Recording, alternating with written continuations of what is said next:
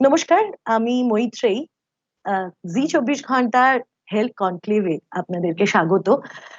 গত 20-21 মাস ধরে আমাদেরকে নানান রকম কোভিড সংক্রান্ত বিষয়ে সচেতন করে এসেছেন, অবগত করে এসেছেন এই মানুষটি। তাকে আমরা টিভি পর্দায় দেখে, খবরের হেডলাইন্সে দেখে অভ্যস্ত। তিনি আর কেউ নন, all India institute of medical sciences এর ডিরেক্টর ডক্টর রণদীপ গুলেরিয়া। এই মুহূর্তে আমাদের সঙ্গে রয়েছেন হেলথ কনক্লেভে আমাদের সঙ্গে কিছুটা সময় দেওয়ার জন্য, আমাদের দর্শকদের সঙ্গে তার মতামত ভাগ করে নেওয়ার জন্য। डॉक्टर गुलेरिया, वेलकम टू जी 24 घंटा। Thank you. बहुत बहुत स्वागत है आपका। जब आपसे बात हो रही है तो पहले ही हम ये पूछना चाहेंगे कि कोविड की अगर बात की जाए तो कोविड की स्थिति अभी देश में कैसी है? तो हमारे देश में कोविड की स्थिति अभी काफी बेहतर है। हम सेकेंड वेव से काफी हद तक निकल आए हैं, केसेस बहुत कम हैं। लेकिन इसका ये मतलब नहीं कि पैंडेमिक खत्म हो गया है, क्योंकि हमें सतर्क रहना है, कॉशियस रहने की जरूरत है। क्योंकि अगर हम दुनिया में देखें तो केसेस अभी कम नहीं हुए। यूरोप में कई ऐसे कंट्रीज हैं जहाँ पे केसेस बढ़ रहे हैं और लॉकडाउन फिर इम्प्लीमेंट हुआ है। इसलिए हमें बहुत केयरफुल रहना है, सर्वेलेंस और टेस्टिंग अपनी पूरी रखनी है। क्या हम थर्ड वेव के आसपास पहुंच चुके हैं? थर्ड वेव की स्थिति क्या है, ये अगर हमें बता सकते हैं। सिचुएशन अभी देखें तो हमारी वैक्सीनेशन ड्राइव अच्छी है, साथ साथ हमारे काफी हद तक केसेस जो हैं वो कम हुए हैं। ये बात सही है कि केसेस कुछ हद तक आएंगे, ऐसा नहीं है कि केसेस बिल्कुल खत्म हो जाएंगे, लेकिन ऐसे केसेस नहीं आएंगे जो हमने फर्स्ट या सेकेंड वेव में देखा। ये जो स्ट्रेन है वो चेंज हो रही है, और क्योंकि उसके खिलाफ जितने भी वैक्सीनेशन है फिर भी हमें प्रोटेक्टेड और हमें अवेयर रहना चाहिए। तो अगर हम वैक्सीन के ओर देखें तो क्या हम अगले कुछ सालों में या फिर अगले दिनों में ऐसे कुछ पोटेंट वैक्सीन देख सकते हैं जो और भी पोटेंट हो, जो हमें लॉन्गर टाइम के लिए प्रोटेक्शन दे? क्योंकि हमने ऑलरेडी देखा है कि डबल डोजेस वैक्सीनेशन लेने के बाद भी लोग इफेक्टेड हो रहे हैं। अभी जो वैक्सीन है वो ओल्डर वेरिएंट को कवर कर रही हैं और कुछ हद तक क्रॉस इम्यूनिटी या क्रॉस इन्फेक्शन है। लेकिन अगर हम वैक्सीन नए जनरेशन की बनाएं तो that should cover the new variants, और जो हम अभी देख रहे हैं जैसे डेल्टा वेरिएंट है। और ये भी हो सकता है कि हम वैक्सीन मल्टीपल, जैसे हम कहते हैं बाईवेलेंट ट्राईवेलेंट वैक्सीन बनाए जो एक से ज्यादा स्ट्रेन को कवर करे। इन्फ्लुएंजा की जो हम वैक्सीन लगाते हैं वो क्वाड्रीवेलेंट है, वो 4 स्ट्रेन कवर करती हैं। तो हो सकता है कि आगे वैक्सीन जो आएंगी वो ऐसी आएंगी जो नए वेरिएंट्स को कवर करेंगी और जो एक से ज्यादा वेरिएंट्स को कवर करेंगी, जिससे हमको बेटर प्रोटेक्शन मिलेगी। और मेरा ये मानना है कि नियर फ्यूचर में इस टाइप की वैक्सीन जरूर आएंगी। डॉक्टर गुलेरिया, अभी पब्लिक ट्रांसपोर्ट्स ओपन हो गई हैं, स्कूल कॉलेजेस खुल गई हैं। ऐसे टाइम पे क्या आपको लगता है कि this is the high time कि जब बिलो 18 की जो वैक्सीनेशंस है वो शुरू कर दिया जाए? क्योंकि ऑलरेडी एक वैक्सीन का तो इमरजेंसी ऑथराइजेशन का अप्रूवल भी मिल गया है। तो क्या लगता है कि ये बहुत जल्दी शुरू कर देना चाहिए, क्योंकि बच्चे बाहर निकल रहे हैं, पेरेंट्स बहुत टेंस्ड है कि क्योंकि 18 के नीचे उनकी वैक्सीनेशन अभी तक नहीं हुई। आपको क्या लगता है सर? अगर हम इसमें दो चीजें देखें, एक तो जो हमारे पास ग्लोबल डेटा है वो ये सजेस्ट करता है कि बच्चों में, स्पेशली हेल्दी चिल्ड्रन में, माइल्ड इन्फेक्शन ही होता है और they are usually well protected. दूसरा, अगर हम सीरो सर्वे का डेटा देखें जो इंडिया से बच्चों में भी आया है, उसमें भी ये आया है कि ऑलमोस्ट 60% से ज्यादा बच्चों में इन्फेक्शन हो चुका है और वो रिकवर हो चुके हैं। इसका मतलब बच्चों में इन्फेक्शन भी हो चुका है, माइल्ड हुआ है, वो रिकवर हो गए हैं। हमारे हॉस्पिटल का डेटा भी यही दिखाता है कि जो बच्चे एडमिट हुए थे, उन जिनको सीरियस कोविड हुआ था, वो वही थे जिनको कोमॉर्बिडिटीज थी। वो कोई दवाइयां ले रहे थे जिसकी इम्यूनिटी कम थी, या उनको कैंसर था, कैंसर के लिए कीमोथेरेपी ले रहे थे, और उन लोगों को ही सीवियर कोविड हुआ है। तो मेरा ये मानना है कि अगर हमें वैक्सीनेशन देना है तो पहले हमें अपने हाई रिस्क ग्रुप को कवर करना चाहिए, चाहे वो अडल्ट हों चाहे वो बच्चे हों। तो जो हाई रिस्क ग्रुप हैं, जिनको ज्यादा सीरियस कोविड हो सकता है, कोविड के कारण डेथ हो सकती है, उनको हमें कवर करना चाहिए। बच्चों में भी पहले हम उनको कवर करें, फिर हमें आगे जो है हेल्दी चिल्ड्रन में वैक्सीन देनी चाहिए, जिससे हम एक जनरल पॉपुलेशन में कुछ हद तक इम्यूनिटी ला पाए। वैक्सीनेशन की जब बात हो रही है तो बूस्टर डोज के बारे में बात ना हो ऐसे कैसे हो सकता है? तो अभी ये बूस्टर डोज का जो इशू है ये बहुत ही चर्चित इशू है, क्योंकि वेस्टर्न वर्ल्ड में हम देख रहे हैं कि डबल डोजेस वैक्सीनेशन के बाद भी वो लोग बूस्टर डोज दे रहे हैं। दो आईसीएमआर ने अभी तक बोला है कि इसका कोई साइंटिफिक एविडेंस नहीं है। आपकी क्या राय है बूस्टर डोज को लेकर? तो एज ऑफ नाउ जो अगर हम देखें तो साइंस में कोई साइंटिफिक एविडेंस नहीं है कि हमारे को यहाँ बहुत ज्यादा ब्रेक थ्रू इन्फेक्शन हो रहा है, यानी कि वैक्सीन की एफिकेसी इतनी कम हो गई है कि बूस्टर डोज की जरूरत है, हॉस्पिटलाइजेशन बढ़ गई हैं, केसेस ज्यादा हो रहे हैं, डेथ्स ज्यादा हो रही हैं। ऐसा कोई डेटा नहीं है, ना कोई साइंटिफिक डेटा है जो हम कहते हैं कोरिलेट ऑफ प्रोटेक्शन, कि अब हमारे पास क्या ब्लड टेस्ट है जिससे हम क्या कह सकते हैं कि हम प्रोटेक्टेड नहीं है। तो जब तक हमारे पास ऐसा डेटा नहीं आया कि क्लिनिकली हम ये कहें कि हमारे केसेस बढ़ रहे हैं और वैक्सीन काम नहीं कर रही हैं, या लैब बेस्ड डेटा है कि अब हमारी प्रोटेक्शन बहुत कम हो गई है, तब तक हम clearly scientific point of view से नहीं कह सकते कि हमें बूस्टर की जरूरत है। दूसरा, जैसे मैंने पहले कहा कि किस टाइप की वैक्सीन हमें अब लगानी चाहिए, जो बूस्टर होनी चाहिए। जो अभी भी अवेलेबल वैक्सीन हैं और हमारे पास कई वैक्सीन हैं, वही वैक्सीन होनी चाहिए जो हमने पहले लगाई थी, या booster should be a different type of vaccine. वो भी इसके लिए भी डेटा चाहिए, because some study suggest that mixing and matching vaccine में गिव बेटर इम्यूनिटी। तो उसके लिए भी हमें कुछ हद तक डेटा चाहिए जिससे हम डिसाइड कर पाए, और फिर किन लोगों को प्रायोरिटाइज करना है बूस्टर के लिए। मेरा ये मानना है कि अभी हमें बूस्टर की जरूरत नहीं है, हो सकता है कि आगे जाके जरूरत पड़ेगी, और हमें उन लोगों को प्रायोरिटाइज करना चाहिए जिनमें इम्यूनिटी जल्दी कम होती है, जैसे एल्डरली लोग हैं या जिनको कोमॉर्बिडिटीज हैं। और जब भी डेटा ऐसा आए कि इनकी जरूरत है, तो हमें पहले इन लोगों को वैक्सीनेट बूस्टर देना चाहिए। अभी तक ऐसा डेटा नहीं है, इसलिए साइंस पॉइंट ऑफ व्यू से अभी हमारे कंट्री में बूस्टर लगाने का अभी तक कोई साइंटिफिक बेसिस नहीं है। सो ऐसे ये बेस के लिए या साइंटिफिक एविडेंस कलेक्ट करने के लिए एम्स की तरफ से कोई स्टडी वगैरह ऐसा कुछ आपने शुरू किया है, अगर हम बताएं? एम्स की तरफ से भी आईसीएमआर भी कई स्टडीज कर रहे हैं, और बॉडीज भी कर रही हैं, टू लुकिंग एट कि जिन लोगों को पहले वैक्सीन लगा था उनमें अभी इम्यूनिटी कितनी है, उनमें सेल मीडिएटेड इम्यूनिटी कितनी है, किन लोगों में अब इन्फेक्शन हो रहा है और कब उनको वैक्सीन लगी थी।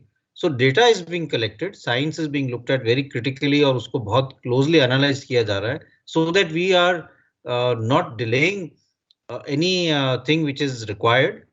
और अगर लगता है कि जरूरत है और science is behind it, then definitely I am sure the government will consider booster dose. अब हमारे पास वैक्सीन की कमी नहीं है, वैक्सीन की सप्लाई में कोई शॉर्टेज नहीं है, लेकिन it has to be science driven कि इसकी जरूरत भी है, तभी हमें लगाना चाहिए। ऐसा नहीं कि जस्ट पैनिक रिएक्शन में लोगों को बूस्टर डोज लगा लें, क्योंकि उसका कितना इफेक्ट होगा वो पता ही नहीं है। हम ये कहें कि आपने वैक्सीन लगा ली और उसके एंटीबॉडीज बढ़ गई, पर आपको जरूरत थी या नहीं, उस पर पहले क्लियर कट गाइडलाइंस या साइंस आना चाहिए, वो अभी तक नहीं है। कोविड बहुत से लोगों के लंग्स में बहुत ही सीवियर डैमेज करके गया है। क्या ये रिवर्सिबल डैमेज है या फिर इरिवर्सिबल? अभी तक जो एविडेंस आपको मिला है उससे क्या लगता है? कोविड से रिकवर होने के बाद भी कई लोगों को काफी सिम्टम्स रहते हैं, और लंग में काफी हद तक इन्फ्लेमेशन और डैमेज हो जाता है। पहले हम इसको लंग फाइब्रोसिस कहते थे, विच मेंट कि इट इज परमानेंट। जो लोग लॉन्ग कोविड से सफर कर रहे हैं अभी, उनके लिए आपकी एडवाइस क्या होगी कि कैसे वो अपनी लाइफस्टाइल को चेंज करे? क्या कुछ मॉडिफिकेशन की जरूरत है? कैसे मॉडिफाई करे? क्योंकि कोविड से पहले लाइफ एक एक तरह से थी और कोविड के बाद लाइफ बहुत ही बदलने वाली है, तो वो कैसे हो सकती है? कई ऐसे पेशेंट्स हैं जो कोविड से रिकवर हो जाते हैं, लेकिन उनमें कई लॉन्ग टर्म प्रॉब्लम्स रहती हैं। क्रॉनिक फटीग सिंड्रोम है, कई लोग कॉन्सेंट्रेट नहीं कर सकते, वीकनेस ज़्यादा रहती है, सांस चढ़ जाता है, या चेस्ट टाइटनेस रहती है। उनके लिए यही है कि they have to gradually start coming back to normal, both physically and mentally. तो हम लोगों को योगा एडवाइस करते हैं, ब्रीदिंग एक्सरसाइज एडवाइस करते हैं, ग्रेजुअल वॉकिंग एडवाइस करते हैं, गुड न्यूट्रिशियस डाइट एडवाइस करते हैं, good sleeping habit, sleep hygiene जो है वो एडवाइस करते हैं, and to gradually start having positive attitude, क्योंकि इसमें बहुत फिजिकली एंड मेंटली काफी हद तक लोगों में असर पड़ता है। It takes some time, people have to be patient, sometime 6 महीने भी लग जाते हैं, but most people gradually recover and come out of it. कुछ लोगों में थोड़ी बहुत प्रॉब्लम जो है वो लॉन्ग टर्म रह सकती है।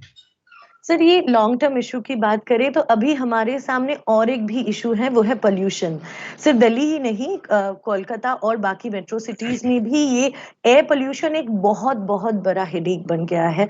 तो पहली बात तो ये कि ये एयर पोल्यूशन कोविड स्प्रेड करने में कितना इफेक्टिव हो सकता है, कितना डेडली हो सकता है, दूसरा सवाल मेरा ये रहेगा आपसे कि जो लोग ऑलरेडी ऐसे लॉन्ग कोविड से सफर कर रहे हैं, उनके लिए भी ये एयर पोल्यूशन कितना खतरनाक हो सकता है? तो जो लोग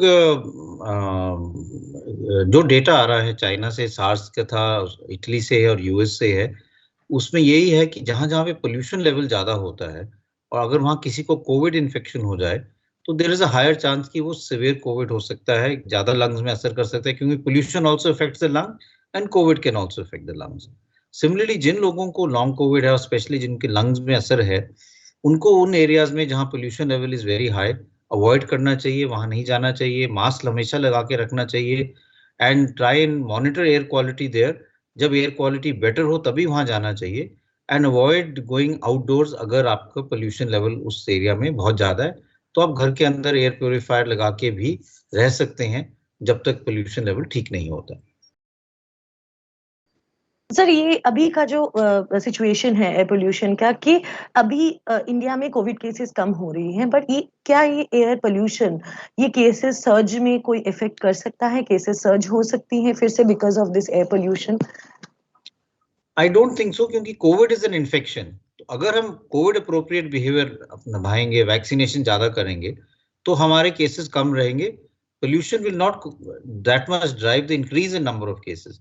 लेकिन अगर हमारे केसेस बढ़ते हैं because of other reasons, then because of pollution we have a chance कि वो उसमें कुछ लोगों को जिनके लंग्स पे इफेक्ट हो रहा है ज्यादा सीरियस कोविड हो सकता है।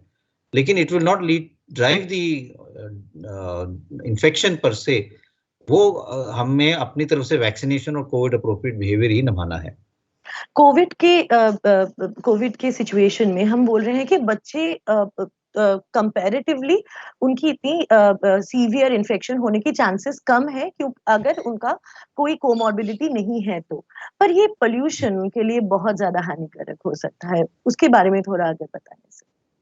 तो pollution in general for people जिनको कोमॉर्बिडिटीज हैं, लंग्स की प्रॉब्लम है, हार्ट की प्रॉब्लम है, या जो एक्सट्रीम्स ऑफ एज है, बच्चे हैं, बुजुर्ग हैं, अगर वो पोल्यूशन में उनका एक्सपोजर होता है तो उनके लंग्स पे असर पड़ता है, जिससे तकलीफ हो सकती है। हमने ही स्टडी की है दिल्ली में, लोगों को फॉलो अप किया, 2 साल के लिए अपने हॉस्पिटल एडमिशन देखी और ये देखा कि जब भी पोल्यूशन लेवल ज्यादा होता है उसके अगले कुछ दिनों में बहुत बच्चों में और अडल्ट्स में रेस्पिरेटरी प्रॉब्लम बढ़ जाती हैं, एडमिशन इमरजेंसी में एकदम ज्यादा हो जाती हैं। सो पोल्यूशन अफेक्ट्स द लंग्स, और स्पेशली जिनको दमा है, ब्रोंकाइटिस है, या जिनकी लंग्स वैसे कमजोर हैं, उनमें एकदम तकलीफ ज्यादा हो जाती है। कई हमारे पेशेंट्स हैं जो दिल्ली में जब पोल्यूशन ज्यादा होती है तो दिल्ली से बाहर रहते हैं, वो चले जाते हैं अपने रिलेटिव्स के यहाँ, क्योंकि उस टाइम में उनको नेबुलाइजर या इनहेलर्स की जरूरत ज्यादा पड़ जाती है, कुछ लोगों को ऑक्सीजन की जरूरत भी पड़ जाती है। So pollution does affect the lungs, especially जिनकी underlying lungs weak हैं, or even normal healthy people may at times high levels of pollution से wheezing, chest tightness, breathing difficulty हो सकती है। Therefore, we must work in a comprehensive manner to find a long-term solution for pollution in our country. So what could be your suggestion, sir? आपकी क्या suggestions रहेंगी? Policy makers की responsibility है कि they develop strategies which encourages environmentally friendly transport and public transport being used more often. Cycling can be done. Similarly, हमें source देखना चाहिए कि कहाँ से what are the source of pollutants और उसको हम कैसे address कर सकते हैं to find sustainable and practical solution. तो अगर हम multi-pronged approach करेंगे तो we will be able to tackle this solution. It is not going to happen overnight. It will take a few years, but every year अगर हम थोड़ा थोड़ा अपना कुछ करें तो आस्ता आस्ता we will be able to come out of this. And this has happened across the world where pollution levels are very high. London में ऐसे था, लॉस एंजलिस में रहा है, बीजिंग में रहा था ओलंपिक्स के टाइम, और मेक्सिको में रहा है, लेकिन they have gradually found solutions and come out of it. Okay, thank you so much sir. आपने हमें बहुत टाइम दिया है और बहुत सारे सवाल जो जैसे हम जैसे आम नागरिकों के सवाल हैं उनके जवाब दिए हैं। और थैंक यू सो मच हमारे इजी 24 घंटा हेल्थ कॉन्क्लेव में आपकी ये बहुमूल्य मतामत देने के लिए। Thank you.